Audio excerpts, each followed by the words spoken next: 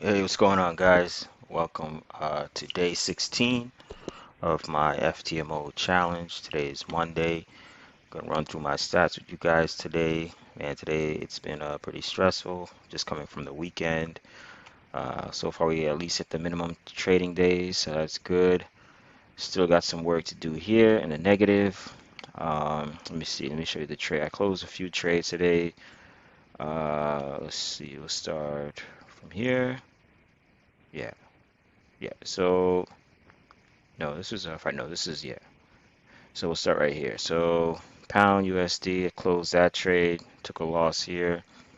Uh, Pound AUD made some profit here on that trade, as well as Euro New Zealand dollar took some profit there. Still in a negative, as you can see.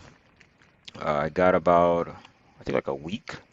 Let me see my calendar real quick. Today is the 24th, so the challenge ends the first, not including the weekend. So I don't know, man. It's getting close, man. I gotta at least get back into that 100,000 range because from my understanding is, um, as long as you're not in the negative, they give you another chance with the challenge for free.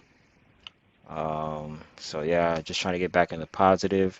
But who knows? I might even be able to pass it still, even with this week that we have left before the challenge ends.